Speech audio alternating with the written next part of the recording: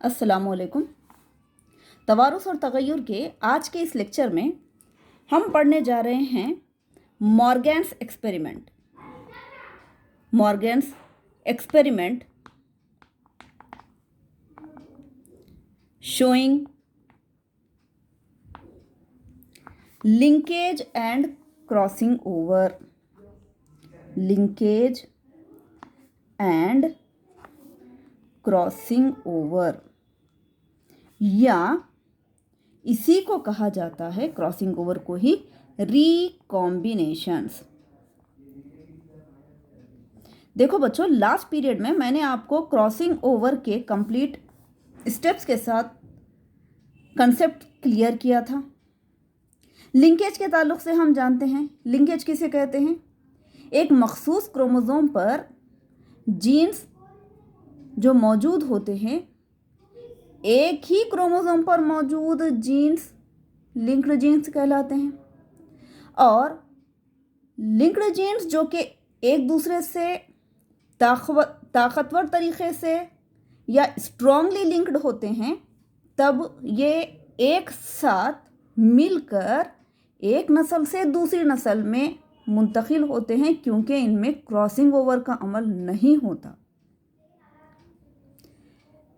तो इस तरह से लिंक्ड जीन्स का एक नस्ल से दूसरी नस्ल में मुंतकली का जो अमल होता है वो लिंकेज कहलाता है।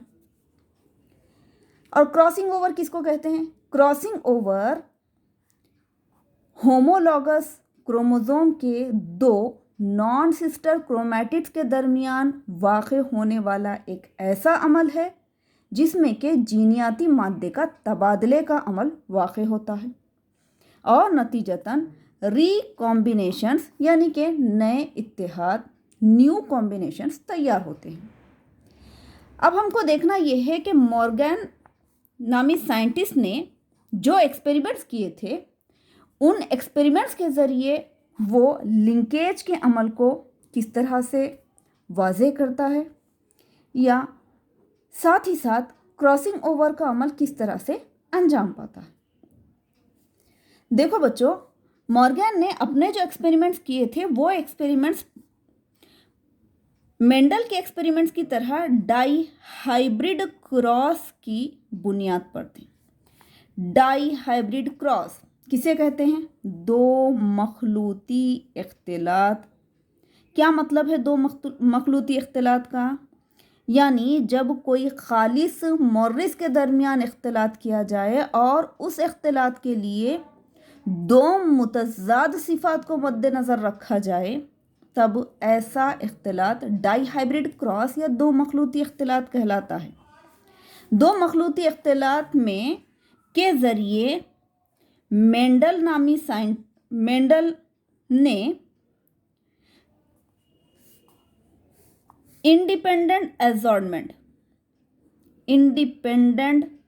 एजॉर्डमेंट यानी आज़ादाना अलहदगी के क़ानून को ज़ाहिर किया।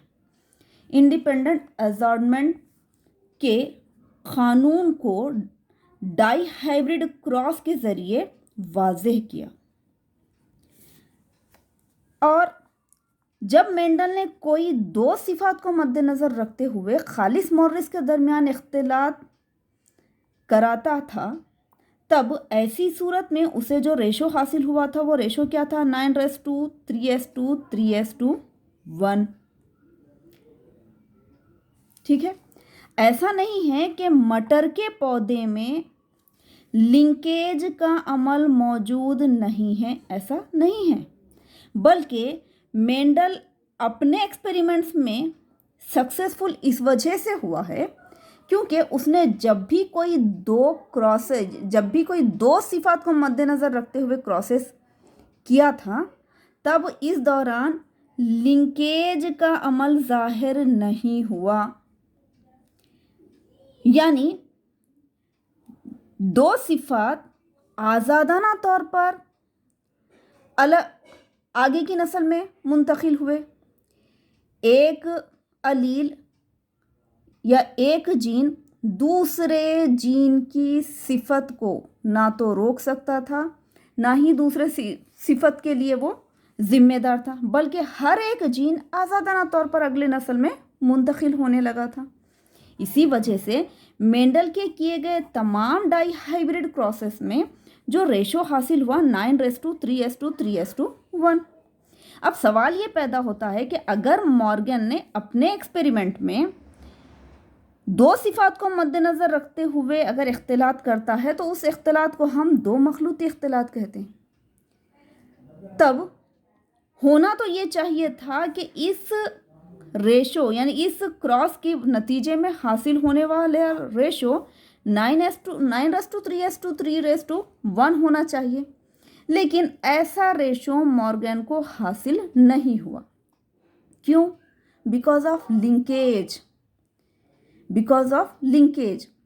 क्योंकि मेंडल अपने एक्सपेरिमेंट्स में इस वजह से सक्सेसफुल रहा है क्योंकि उसने जब भी कोई क्रॉसेस को अंजाम दिया था तब वो पर्टिकुलर जुज़ यानी कि जीन्स हो सकता है अगरचे के एक क्रोमोसोम पर हो, लेकिन एक दूसरे से इतने दूर होते होंगे जहाँ तक के क्रॉसिंग ओवर का अमल बआसानी अंजाम दिया जा सकता था, और क्रॉसिंग ओवर के नतीजे में वहाँ पर नए कॉम्बिनेशंस बआसानी हासिल हुए।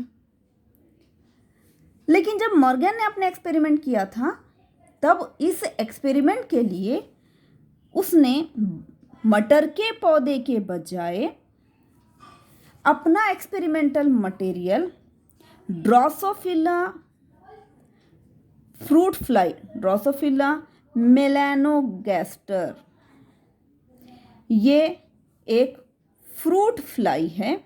इस फ्रूट फ्लाई को अपना एक्सपेरिमेंटल मटेरियल के तौर पर यूज़ किया, और जब ड्रोसोफिला में मौजूद कोई भी दो सिफात को मद्देनज़र रखते हुए मॉर्गन ने जब अपने एक्सपेरिमेंट्स किए तब उसने ये देखा कि मेंडल के दो मखलूती इख्तिलात के नतीजे में हासिल होने वाला जो रेशो है, इस रेशो में तब्दीली वाज़ेह हुई, और अगर इस रेशो में तब्दीली ज़ाहिर होती है तब इसका मतलब ये है कि मेंडल का इंडिपेंडेंट असॉर्टमेंट का ये क़ानून हर ऑर्गेनिज़म के लिए सक्सेसफुल नहीं है, ये एक्सेप्टेबल नहीं है।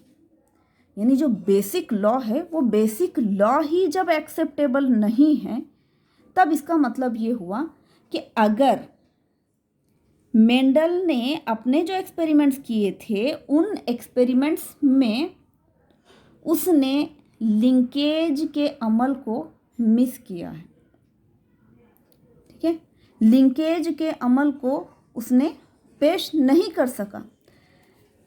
अगर मेंडल मटर के पौधे में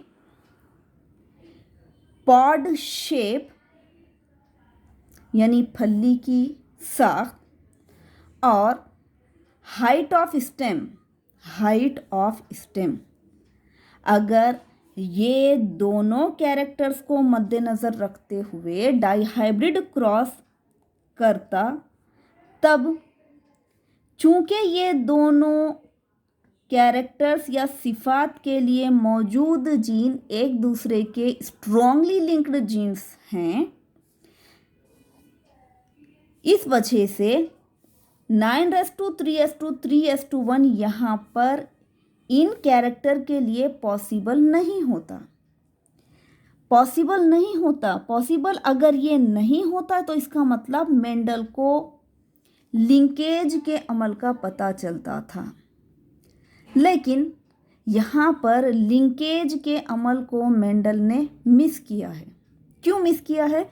क्योंकि मेंडल ने कभी भी पॉड शेप और हाइट ऑफ स्टेम के लिए डाईहाइब्रिड क्रॉस नहीं किया। बकिया तमाम दूसरे कैरेक्टर्स को मद्देनज़र रखते हुए जब उसने डाईहाइब्रिड क्रॉस किया तब लकीली लिंकेज का अमल ना होने की वजह से 9:3:3:1 रेशो उसको बआसानी हासिल हुआ, और इसी डाईहाइब्रिड क्रॉस के नतीजे में मेंडल ने इंडिपेंडेंट असॉर्टमेंट का कानून वाज़े किया। लेकिन जब मेंडल के डाईहाइब्रिड क्रॉस की तरह मॉर्गन ने अपने एक्सपेरिमेंट्स किए हैं, तब बजाय रेशो 9:3:3:1 होने के ये रेशो मुख्तलिफ जाहिर हुआ है। तो मॉर्गन के एक्सपेरिमेंट में एक्सपेरिमेंटल मटेरियल क्या था? एक्सपेरिमेंटल मटेरियल था ड्रोसोफिला मेलानोगास्टर, यानी एक फ्रूट फ्लाई। क्यों मॉर्गन ने इसी को अपना एक्सपेरिमेंटल मटेरियल बनाया? इसकी क्या खूबी थी? इसकी पहली खूबी ये थी कि इस मक्खी को बआसानी लेबोरेटरी में कल्चर किया जा सकता था। लेबोरेटरी में कल्चर किया जा सकता था। दूसरी खूबी ये थी कि इस मक्खी का दौरे हयात इंतहाई कम, यानी सिर्फ और सिर्फ 2 हफ्तों पर मुश्तमिल था। तीसरी खूबी क्या थी?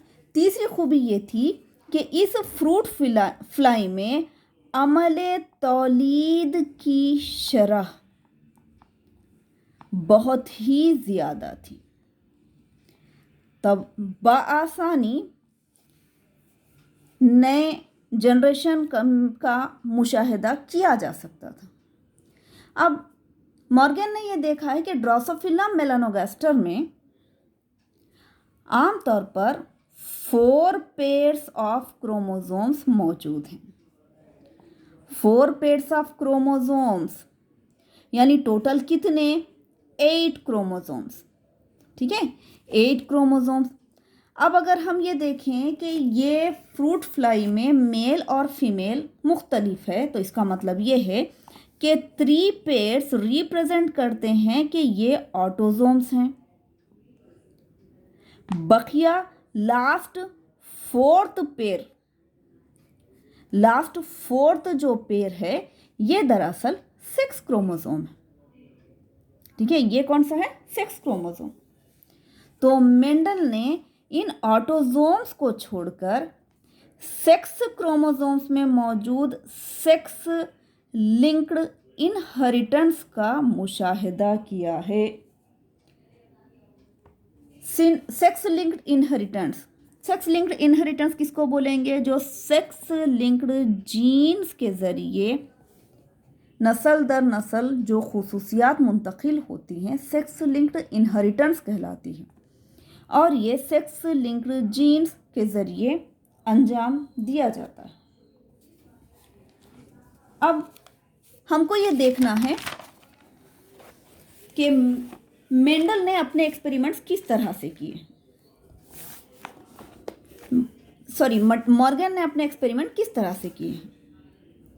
मॉर्गन और उसके ग्रुप ने ये वाज़े किया कि जब 2 मखलूती इख्तिलात में एक ऐसा डाईहाइब्रिड क्रॉस जिसमें 2 जीन्स, कितने जीन्स ले रहे हैं? 2 जीन्स ऑन सेम क्रोमोसोम, जो एक्सा क्रोमोसोम पर मौजूद। ठीक है, मेंडल ने डाईहाइब्रिड क्रॉसेस के जरिए ये वाज़े किया है कि 2 जीन्स जो एक्सा या एक ही क्रोमोसोम पर मौजूद हों, तब F2 जनरेशन में नॉन पैरेंटल जो कॉम्बिनेशंस होते हैं, नॉन पैरेंटल कॉम्बिनेशंस ये कम मिक़दार में हासिल होते हैं, जबकि पैरेंटल कॉम्बिनेशंस ये ज़्यादा रेशो या ज़्यादा तनासुब में ज़ाहिर होते हैं। ऐसा क्यों होता है? इसकी वजह क्या है? बिकॉज ऑफ लिंकेज के अमल के नतीजे में इस तरह से ये नॉन पेरेंटल कॉम्बिनेशंस कम तनासुब में और पेरेंटल कॉम्बिनेशन ज़्यादा तनासुब में ज़ाहिर होते हैं। फिर मॉर्गन ने यह वाज़ेह किया है कि अगर जीन्स एक सा क्रोमोसोम पर वाक़ हों और एक दूसरे से करीब हों, ध्यान में रखिए मैं क्या बताने जा रही हूँ। अगर ऐसे जीन्स हैं जो किसी क्रोमोसोम पर एक दूसरे से इंतहाई करीब हैं, ठीक है, तो ये जीन्स क्या कहलाएंगे? Strongly linked genes. क्या कहलाएंगे? ताकतवर जुड़े हुए जीन्स, स्ट्रॉन्गली लिंक्ड जीन्स, ठीक है। और ये स्ट्रॉन्गली लिंक्ड जीन्स होने की वजह से इनमें क्रॉसिंग ओवर का अमल आसानी से अंजाम नहीं दिया जा सकता। नतीजतन जब तक क्रॉसिंग ओवर ना हो तब तक रिकॉम्बिनेशंस या न्यू कॉम्बिनेशंस तैयार नहीं होते, ठीक है, ध्यान में रखो। रिकॉम्बिनेशंस या इसको न्यू कॉम्बिनेशंस कहेंगे। न्यू कॉम्बिनेशंस ये ज़ाहिर नहीं होते। क्यों? क्योंकि जब जीन स्ट्रॉन्गली लिंक्ड जीन्स हो तब इनमें क्रॉसिंग ओवर का अमल अंजाम देना मुश्किल होता है। तो न्यू कॉम्बिनेशंस या रिकॉम्बिनेशंस F2 जनरेशन में बासानी ज़ाहिर नहीं होते, बल्कि ज़्यादातर पेरेंटल कॉम्बिनेशंस ही हासिल होते हैं। पेरेंटल कॉम्बिनेशंस ही हासिल होते हैं। अगर हम पेरेंटल कॉम्बिनेशंस का रेशो देखें तब हमको पता चलता है कि स्ट्रॉन्गली लिंक्ड जीन्स में पेरेंटल कॉम्बिनेशन 98.7% है, जबकि रिकॉम्बिनेशंस या न्यू कॉम्बिनेशन बहुत ही कम मकदार में यानी कि 1.3% ही ज़ाहिर होते हैं, जबकि पेरेंटल कॉम्बिनेशन 98.7%। क्यों? इसकी वजह क्या है? क्योंकि इनहेरिटेड जो जीन्स हैं वो स्ट्रॉन्गली लिंक्ड जीन्स होते हैं, ठीक है। लेकिन अगर इन केस एक क्रोमोसोम पर मौजूद जीन्स, लिंक्ड जीन्स जो एक दूसरे से दूर हों, हालांकि एक ही क्रोमोसोम पर है इसीलिए इनको हम क्या बोलेंगे? Linked genes. लेकिन चूंकि ये एक दूसरे से दूर वाक़ हैं, इनको वीकली लिंक्ड जीन्स कह सकते हैं। Weekly linked genes. और वीकली लिंक्ड जीन्स में हमेशा क्रॉसिंग ओवर बाआसानी अंजाम दिया जाता है। क्रॉसिंग ओवर के नतीजे में रिकॉम्बिनेशंस हासिल होंगे, न्यू कॉम्बिनेशंस हासिल होंगे। अब न्यू कॉम्बिनेशंस या रिकॉम्बिनेशंस इनका अगर हम परसेंटेज देखें तब इनका जो रेशो है 37.2% रेशो इनका हासिल हो रहा है, जबकि वीकली लिंक्ड जीन्स में पेरेंटल जो कॉम्बिनेशंस होते हैं, पेरेंटल कॉम्बिनेशंस, ये पेरेंटल कॉम्बिनेशंस बहुत यानी एवरेज, ठीक है, एवरेज यानी 62.8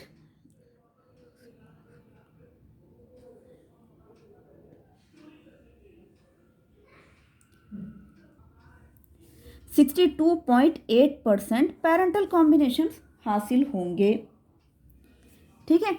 अब यही चीज़ को कि लिंकेज किस किस्म का है, स्ट्रॉन्गली है कि वीक लिंकेज है, और ये इस स्ट्रॉन्गली या वीक लिंकेज के नतीजे में क्रॉसिंग ओवर का अमल किस तरह से अंजाम दिया जाएगा और कितने % में रिकॉम्बिनेशंस हासिल होते हैं, इनको समझाने के लिए मॉर्गन ने डाई हाइब्रिड क्रॉस किया था। और हमको आज मेंडल के एक्सपेरिमेंट्स के बारे में पढ़ना है। क्रॉस फर्स्ट, ठीक है, पहला एक्सपेरिमेंट जो किस तरह का है? डाई हाइब्रिड क्रॉस है, ठीक है। डाई हाइब्रिड क्रॉस, दो मखलूती इख्तिलात है। मेंडल का जो एक्सपेरिमेंटल मटेरियल है वो कौन सा है? ड्रोसोफिला।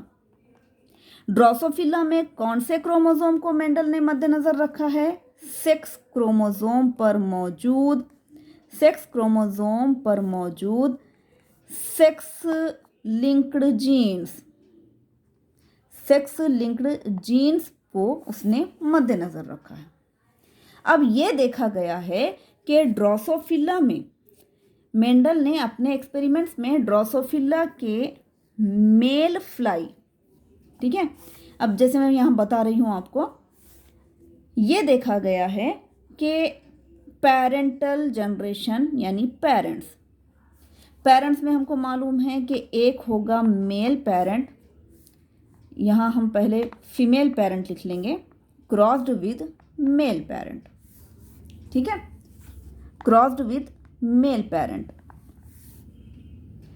अब मेंडल ने अपने एक्सपेरिमेंट में ये देखा है कि दो सिफात को मद्देनजर रखना है। सेक्स क्रोमोसोम पर मौजूद दो सिफात कौन कौन से? जैसे मेंडल ने फिनोटाइप जो मद्देनजर रखा है, फिनोटाइप में उसने ये देखा है कि जो फीमेल फ्लाई है, ये फीमेल फ्लाई इसके एक्स क्रोमोसोम पर जो एक्स लिंक्ड जीन्स हैं, ये येलो बॉडी कलर और वाइट आई कलर वाले जीन्स रखते हैं, ठीक है।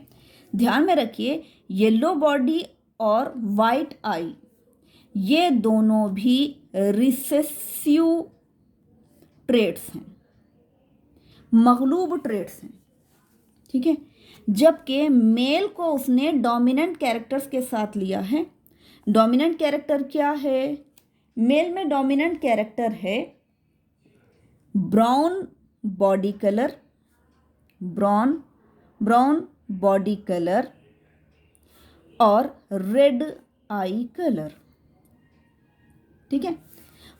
ब्राउन कलर बॉडी और रेड आई, यहाँ अगर हम देखते हैं तो ये दोनों भी कैरेक्टर डोमिनेंट ट्रेट्स हैं, ये दोनों भी डोमिनेंट ट्रेट्स हैं।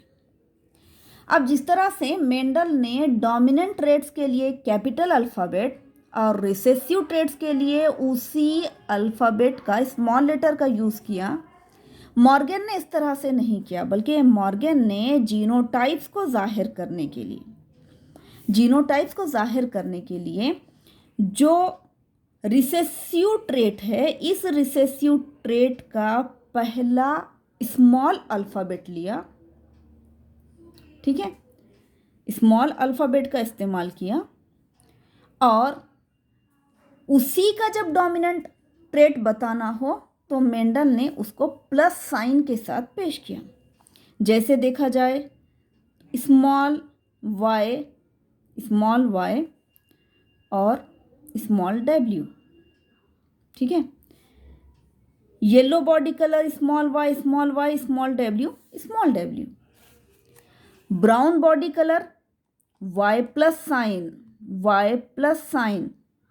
डब्ल्यू प्लस साइन, ठीक है। ये दोनों भी gene sex chromosome diploid condition में सेक्स क्रोमोसोम एक्स शक्ल में होंगे, ठीक है। अब यहाँ चूंकि मेल फ्लाई है, एक सेक्स क्रोमोसोम एक्स किस्म का रहेगा, लेकिन दूसरा किस किस्म का रहेगा? वाई। तो इस तरह से इस मुड़ी हुई साख्त के ज़रिए मॉर्गन ने इसे वाई क्रोमोसोम से तशबीह दी। ये देखा गया है कि ये जो जीन्स रिस्पॉन्सिबल हैं, ये जीन्स सिर्फ एक्स क्रोमोसोम पर मौजूद हैं, Y chromosome is devoid of any type of this gene.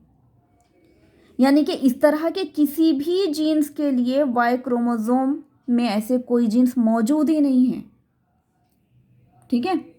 अब ये बताया है उसने कि येलो कलर के बॉडी के लिए और वाइट आई कलर के लिए जो जीन्स हैं वो एक दूसरे से इंतहाई करीब हैं, एक दूसरे से इंतहाई करीब हैं, यानी कि ये जीन्स स्ट्रांगली लिंक्ड हो गए। इनमें क्रॉसिंग ओवर इतना आसानी से अंजाम नहीं दिया जाता। तो चलिए अब हम इसको इस तरह से एक्सप्लेन करेंगे, स्मॉल वाई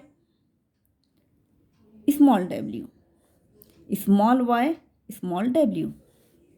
जबकि यहाँ अगर हम देखें ये भी एक्स क्रोमोसोम, यहाँ पर Y plus sign W plus sign, ठीक है, ये हो गया जीनोटाइप। अब हमको ये मालूम है कि नेक्स्ट स्टेप क्या होता है।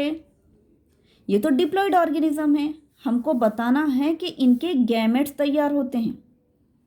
गैमेट्स, यहाँ गैमेट्स दो किस्म के तैयार होंगे, एक एक्स एक गैमेट में चला जाएगा, दूसरा एक्स क्रोमोसोम दूसरे गैमेट में चला जाएगा।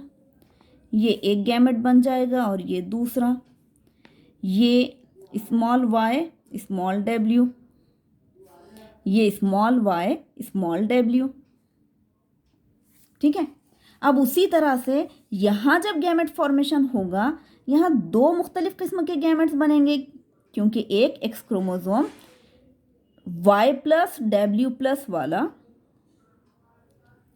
जबकि दूसरा जो गैमेट रहेगा ये सिर्फ और सिर्फ वाई क्रोमोसोम रखेगा और इस पर किसी किस्म के कोई जीन मौजूद नहीं है, कोई जीन मौजूद नहीं है।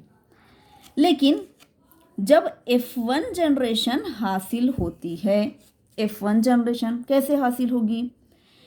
अगर इस तरह का फीमेल गैमेट इस किस्म के मेल गैमेट से फ्यूज हो जाए, तब कैसी जनरेशन हासिल होगी? देखिए, ये है स्मॉल वाई स्मॉल डब्ल्यू, ये दूसरा रहेगा वाई प्लस डब्ल्यू प्लस। चूँकि Y plus W plus dominant trait है, तब इसका मतलब ये हुआ कि यहाँ जो फ्लाई हासिल होगी, फीमेल फ्लाई किस किस्म की होगी? ये ब्राउन बॉडी कलर रखेगी because of this dominant gene, और रेड आई को कलर को जाहिर करेगी। लेकिन अगर इन केस इस तरह का फीमेल गैमेट इस तरह के मेल गैमेट से मिलाप करेगा, तब ऐसी सूरत में एक मेल फ्लाई तैयार होगी। मेल फ्लाई कैसे होगी? स्मॉल वाई स्मॉल डब्ल्यू और ये वाई क्रोमोसोम। यानी अगर हम यहाँ देखें तो मेल फ्लाई येलो बॉडी और वाइट आई कलर को जाहिर करेगी, ठीक है, वाइट आई को जाहिर करेगी। ये कौन सी जनरेशन है? F1 generation.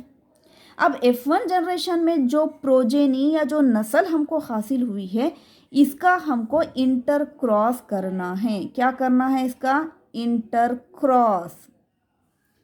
लेकिन इंटर क्रॉस करने के लिए ये तो डिप्लॉयड हो गया, तब इनके पहले गैमेट्स तैयार होंगे। ऑर्गेनिज्म तो डिप्लॉयड होता है, लेकिन गैमेट्स कैसे होते हैं? हैप्लॉयड। चलिए अब हम देखते हैं गैमेट्स कैसे बनेंगे। एक गैमेट बनेगा स्मॉल वाई स्मॉल डब्ल्यू, ये एक बन गया। दूसरा गैमेट बनेगा वाई प्लस और डब्ल्यू प्लस, ये दूसरा बनेगा, ठीक है। यहाँ कितने? दो।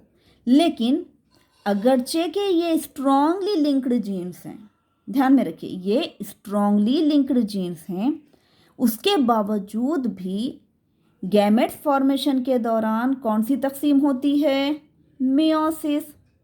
मियोसिस सेल डिवीजन में मैंने आपको बताया था कि क्रॉसिंग ओवर का अमल अंजाम दिया जाता है प्रोफेज फर्स्ट के पैचेटिन स्टेज में। हम लास्ट पीरियड में पढ़ चुके हैं क्रॉसिंग ओवर। अब क्रॉसिंग ओवर के नतीजे में क्या होगा? इस जीनियाती मादे का अगर तबादला हो जाए तब नए किस्म के गैमेट्स तैयार होंगे। तो एक गैमेट किस तरह का रहेगा, स्मॉल वाई डब्ल्यू प्लस। दूसरा गैमेट कैसे बन सकता है, वाई प्लस और ये डब्ल्यू। ठीक है, तो टोटल कितने हेटेरोजाइगस कंडीशन में, टोटल 4 टाइप्स ऑफ गैमेट्स बन गए। अब चलिए यहाँ मेल फ्लाई में देखेंगे गैमेट्स कैसे बनेंगे। जाहिर सी बात है कि यहाँ पर क्रॉसिंग ओवर का अमल पॉसिबल नहीं है। क्यों पॉसिबल नहीं है, क्योंकि Y chromosome is divide of any gene. यहाँ इस टाइप का कोई जीन वाई क्रोमोसोम पर मौजूद नहीं है, इसका मतलब यहाँ क्रॉसिंग ओवर नहीं होगा। और नतीजतन क्या होता है, नतीजतन सिर्फ 2 टाइप्स ऑफ गैमेट्स यहाँ पर तैयार होते हैं। एक gamete small Y small W वाला तैयार होगा, हैप्लॉइड गैमेट, और दूसरा गैमेट सिर्फ और सिर्फ इस तरह से वाई क्रोमोसोम वाला होगा। ठीक है, अब हमको F2 जनरेशन देखना है, तो गैमेट्स तैयार हो गए। F2 जनरेशन देखेंगे हम। F2 जनरेशन देखने के लिए हम उसी तरह से पनेट स्क्वायर चेकर बोर्ड की तरह यहाँ एक डायग्राम बना लेते हैं।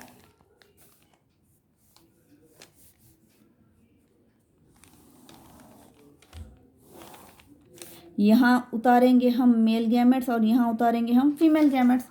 मेल गैमेट्स 2 किस्म के, एक मेल गैमेट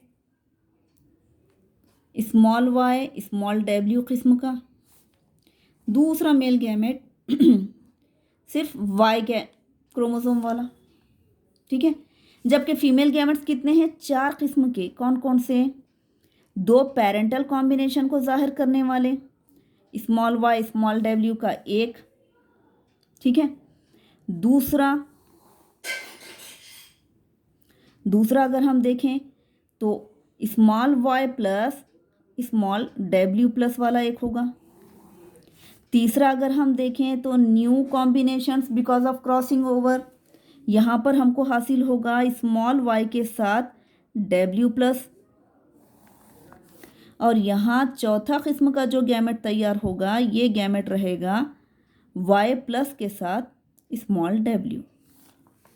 ठीक है, यहाँ देखें, अगर इस तरह का फीमेल गैमेट और मेल गैमेट का फ्यूजन होता है तब न्यू ऑर्गेनिज्म F2 जनरेशन में कैसे तैयार होगा,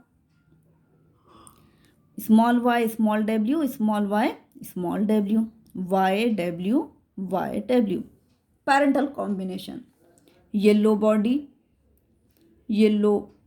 body white eye, parental combination है।